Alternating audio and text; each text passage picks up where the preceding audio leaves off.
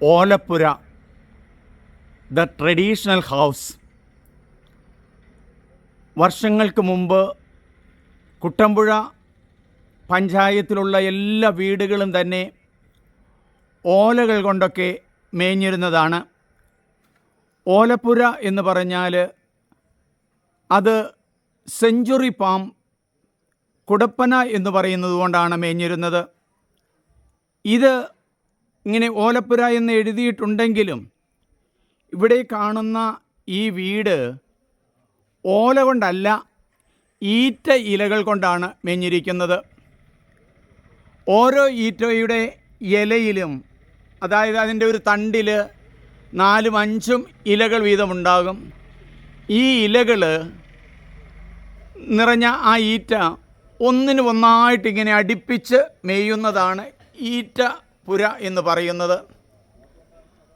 കുട്ടമ്പുഴയിലേക്ക് പോകുന്ന വഴിക്ക് സത്രപ്പടി എന്ന് പറയുന്ന ഒരു സ്ഥലമുണ്ട്. ഈ കാണുന്ന സ്ഥലത്ത്, ഈ വീടിൻ്റെ ഈ മുൻവശത്ത് കാണുന്നത് ഒരു നല്ല തോട്ടമാണ്. അതിൻ്റെ അപ്പുറേ ഒരു വീട് കാണുന്നുണ്ട്. ഈ വീട് പഴയ ആലുവ മൂന്നാർ റോഡിൻ്റെ മുമ്പിലാണ്. സൂക്ഷിച്ചു നോക്കിയാൽ കാണാം. രാജാക്കന്മാർ അവരുടെ യാത്രയിൽ ഈ സത്രങ്ങളിലാണ് വന്ന് താമസിച്ചിരുന്നത്. ഇവിടെ സത്രപ്പടിക്കൽ കാണുന്ന ഒരു സ്ഥലമാണിത്.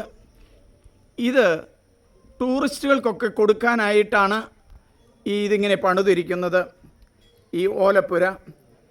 ഇത് ഈറ്റയില മേഞ്ഞ പുരയാണ്. ഓലപ്പുര എന്ന് പറയുന്നതിനോട് കൃത്യമായി യോജിക്കാനായിട്ട് സാധിക്കുകയില്ല. എങ്കിലും നമുക്ക് ഈ ഓലപ്പുര നമുക്ക് പ്രത്യേകമായിട്ട് ഓർക്കാം. ഇവിടെ ഈ ഓലപ്പുരയുടെ നടുക്കായിട്ട് ഒരു തീ കത്തിക്കുന്ന ഒരു സ്ഥലമുണ്ട്. ഒരു പക്ഷേ നാഗാലാൻഡിൽ ഇതുപോലെ നടുഭാഗത്താണ്, വീടിൻ്റെ നടുഭാഗത്താണ് തീ കൂട്ടിയിരുന്നത്. ഇതാണ് ഓലപ്പുര എന്ന് പറയുന്നത്. ഇവിടെ കന്നുകാലികളെ ഒഴുകാനായിട്ട്, കണ്ടം ഒഴുകാനായിട്ടിടുന്ന ഒരു സാധനമാണ്. ഈ കൈ പിടിയാണിത്. ഇത് പിടിച്ച് നേഞ്ഞലും മറ്റു കാര്യങ്ങളുമെല്ലാം ഉണ്ടാക്കി ഇതിൽ നിന്നാണ് ഓടിച്ചു കൊണ്ടിരുന്നത്. ഇത് പണിതിരിക്കുന്ന പല തടികളും തേക്കിൻ്റെ തടി കൊണ്ടാണ്. ഈ ഓലപ്പുരയിൽ കെട്ടി തൂക്കിയിട്ടിരിക്കുന്ന ഇത് പറ എന്ന് പറയും.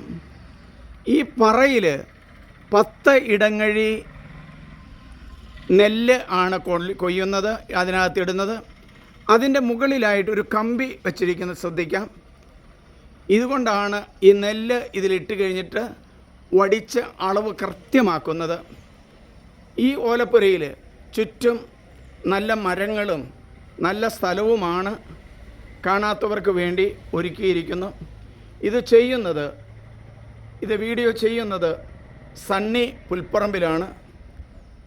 എല്ലാവരെയും, ഇത് കാണുന്ന എല്ലാവരും നമ്മുടെ ഭാരതത്തിൻ്റെ, നമ്മുടെ കേരളത്തിൻ്റെ പഴയ ചരിത്രം നമുക്കോർക്കാം. ജയ് ഇന്ത്യ, ജയ് ഭാരത്.